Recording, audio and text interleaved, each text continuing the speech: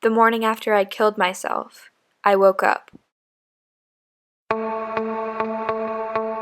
I made pancakes.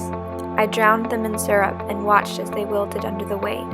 Letting that liquid seep down, I ate them slowly, smiling to myself with every bite of sugar and sweet. The morning after I killed myself, I fell in love. Not with the boy down the street or my Spanish teacher. No, I fell in love with the way my parents sat together in the green Adirondack chairs after a long day's work in the yard, sipping Chardonnay and laughing. The morning after I killed myself, I took my dog for a walk. I saw her auburn and white curls bounce as she ran through the leaves. Her tail swished back and forth with content, and she looked back at me with happiness in her old eyes. The morning after I killed myself, I danced. The music enveloped my nerves and dulled my senses. I put every emotion I ever felt into each jeté, rond de jambe, and chaîné. I saw the music, and I heard the movement.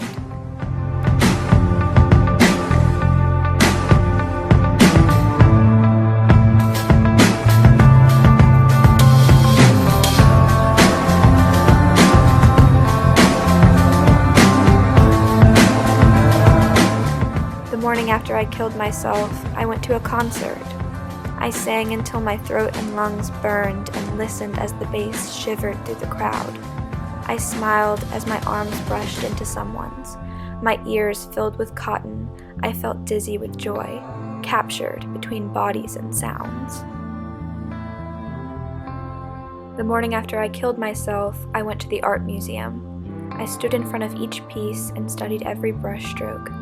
The elements of each, all contained in a rectangle or square, meshed together and became doors and windows to unfamiliar realms. I stared at the Rothko and felt as if it was going to absorb me like water to a sponge. The morning after I killed myself, I looked into my friends' eyes.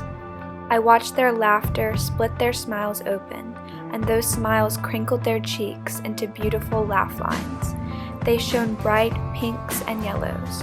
I watched their hair brush over their shoulders and flick in front of their bright eyes. I saw the silly pictures they laughed over and the excitement each one had for the life ahead of them. I felt how happy and whole they made me feel.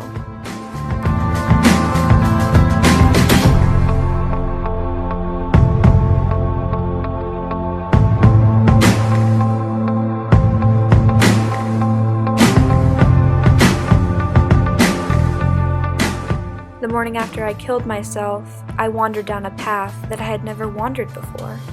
I found myself fighting back tears as I stood in front of a mountain.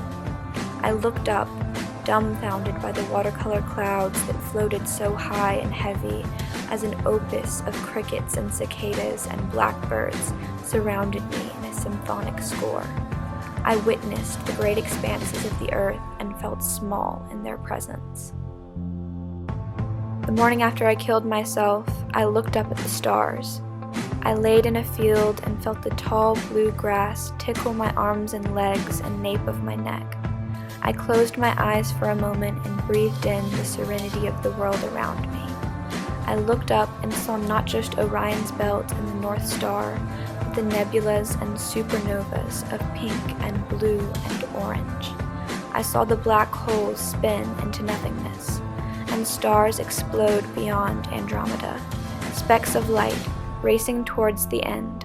I saw myself laying in the grass, reflected back from the extensive galaxies, my life strewn out among the stars.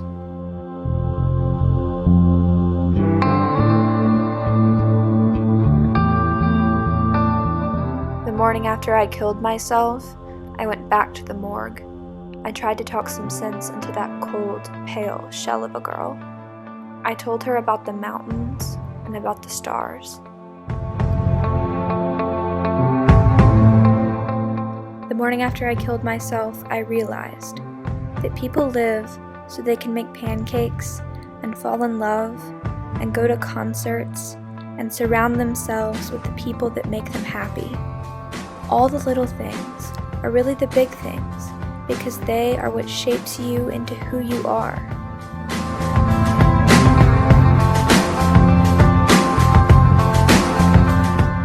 I now understand something that the girl who gave up didn't. You don't have to do something great for your life to have meaning. I now see that getting out of bed each day, despite knowing I am to be faced with adversity, is the same as a hero slaying a dragon. My life is a journey to becoming that hero. I can overcome whatever stands in my way, as long as I remember that for all the pain in the world, there is so much more beauty. The morning after I killed myself, I saw everything I had overlooked.